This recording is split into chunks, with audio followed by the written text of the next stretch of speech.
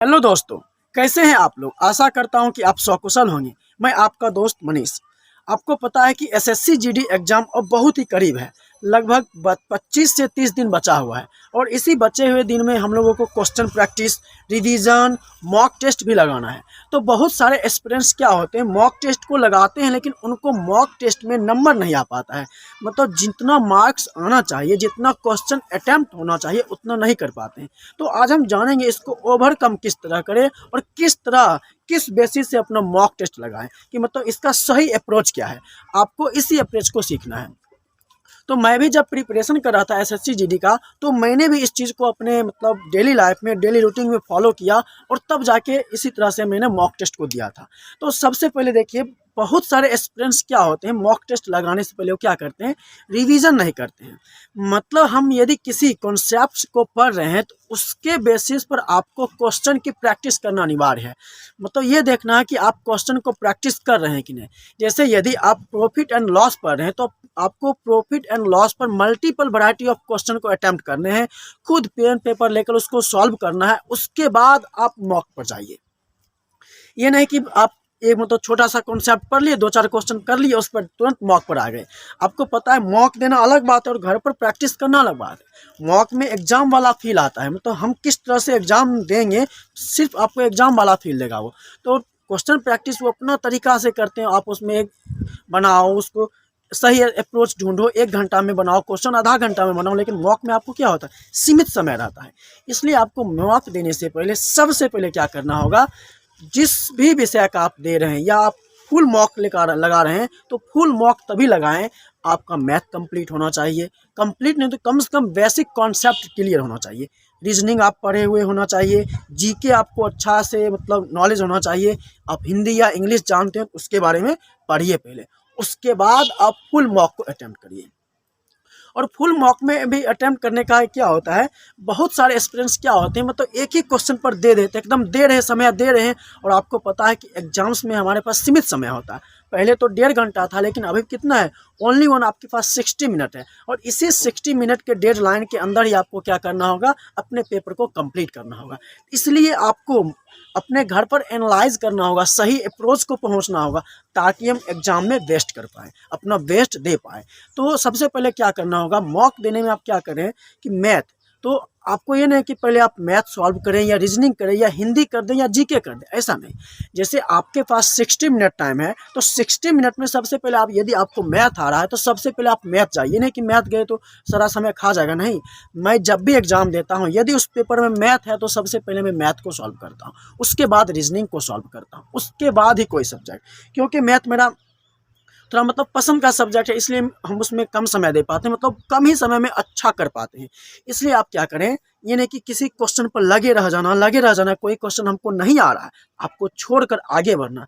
क्योंकि यदि आप उस क्वेश्चन को सॉल्व करते हैं फिर भी आपको 1 मार्क्स ही मिलेगा, और यदि आप अगले क्वेश्चन को सॉल्व करते हैं फिर भी आपको 1 नंबर ही देने वाला है। तो आपको जब बराबर नंबर दोनों जगह मिल रहा है तो हम क्यों नहीं बराबर जाए। कई एस्पिरेंट्स ऐसे होते हैं कि एग्जाम के वक्त क्या करते हैं, वो टाइम गंवा रहे हैं और पता चला कि पूरा क्वेश्चन देख भी नहीं पाए। जैसे इस बार 80 क्वेश्चन है तो कितना स्टूडेंट ऐसे होते कि 80 क्वेश्चन देख भी नहीं पाएंगे। पहले ही समय उसका खत्म हो गया, 70 क्वेश्चन तक ही पहुंचे और उसमें ही समय दे दिए। और क्या पता जो बाकी के 10 क्वेश्चन है वो आपको आता हो, 10 के 10 आता हो, 10 में से 8 आता हो, 10 में से 6 आता हो, तो आपको 6 नंबर तो मिल जाएगा। लेकिन आपने जो एक ही क्वेश्चन पर या दो, उसी क्वेश्चन पर बहुत सारा समय गंवा दिया, वो भी 1 नंबर दिया। तो ये नहीं कि हमको एक ही क्वेश्चन पर दम लगा के दे रहे हैं, नहीं। आपको क्या करना होगा, इस कॉन्सेप्ट को आप ध्यान रखिएगा, हम जो बता रहे हैं इसको। तो सबसे पहले आपको पेपर कंप्लीट करना है 2 गो में, एक गो उसके बाद अगेन गो। ये गो और अगेन गो का कॉन्सेप्ट क्या है, तो गो मतलब सबसे पहले आपके पास 60 मिनट टाइम है और इसमें आपको 80 क्वेश्चंस करने हैं। तो 60 मिनट में कम से कम आप 40 से 45 मिनट के अंदर ही पूरे पेपर को एक बार में देख लीजिए। मतलब एक अप्रोच शुरू किए और 40 से 45 मिनट में आपको पूरे क्वेश्चन को देख लेने हैं, और उसमें से जो बन रहा है उसको बनाना है, और जो नहीं बन रहा बिल्कुल आगे बढ़ना है। ये यानी कि जिद कर लेना कि हमने ये क्वेश्चन तो प्रैक्टिस किया था घर पर, अभी नहीं बन रहा, ये क्वेश्चन हमको आ रहा था, अभी हम इसको बना कर ही छोड़ेंगे चाहे कितना भी समय लग जाए। अरे भाई, आपके पास समय नहीं, आपको डेडलाइन के अंदर ही कंप्लीट करना है। इसलिए आपको वन अप्रोच में पहुंचना है 40 to 45 मिनट में। उसी क्वेश्चन को मतलब पूरे पेपर को देख लीजिएगा, जो बन रहे हैं सही, नहीं बन रहा है जाने दो। आपको पता है वहाँ पर मार्क करने का ऑप्शन होता है, हाईलाइट करने का ऑप्शन होता है, आप क्वेश्चन को हाईलाइट करके रख सकते हैं। और जो बच गए क्वेश्चन, जो बच गए समय, वो बचे हुए समय में जो जिस क्वेश्चन को आप मतलब जानते हैं कि हमसे हो सकता है, उसको सॉल्व करिए। और जो आपको नहीं पता है उस पर दोबारा जाने की क्या बात है।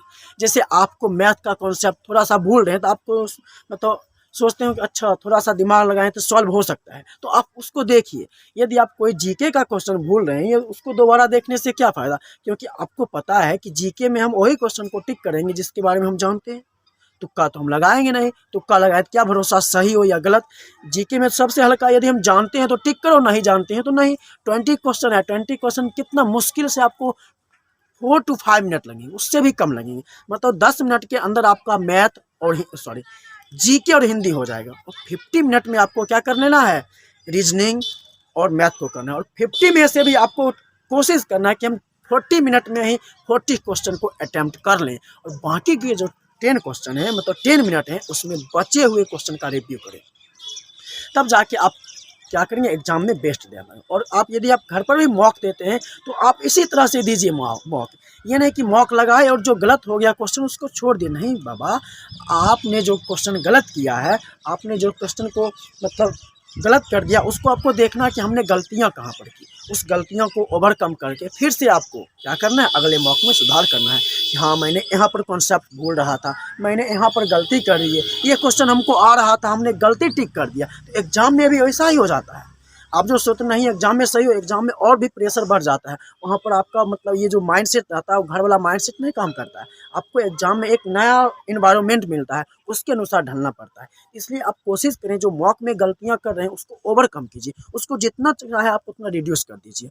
मतलब आपने जिस क्वेश्चन को गलत किया है उसको देखिए मैंने कहाँ पर गलत किया है, फिर जाके अगले मॉक को दीजिए। तो ऐसा नहीं कि मॉक दिए, इसमें मान लीजिए 80 क्वेश्चन था, आपने 80 में 45 बना दिया, ये तो बेस्ट हो गया। जैसे मान लीजिए आपने 50 ही बनाया और मान लीजिए 30 क्वेश्चन गलत हो गए, 30 को छोड़ दिए और फिर अगला मॉक दे दिए। नहीं, आपने जो 30 क्वेश्चन को गलत किए हैं उस 30 क्वेश्चन में आपको फिर से रिव्यू करना है, एनालिसिस करना है, तब आपका मॉक बेस्ट होगा और तभी आप एग्जाम को क्रैक कर सकते हैं। तो आशा करता हूं कि इसको आप समझ गए होंगे कि गो एंड अगेन गो का कॉन्सेप्ट क्या है, मॉक देने का सही तरीका क्या है, मॉक को और एनालिसिस करने का सही तरीका क्या है। तो अगले वीडियो में हम अगले चीज़ को लाएंगे। आशा करता हूं कि आपको इस वीडियो से सही हेल्प मिला होगा। यदि आपको सपोर्ट मिल रहा है इस चैनल से तो हमें भी सपोर्ट कीजिए और हमारे चैनल को लाइक सब्सक्राइब कीजिए। Thank you.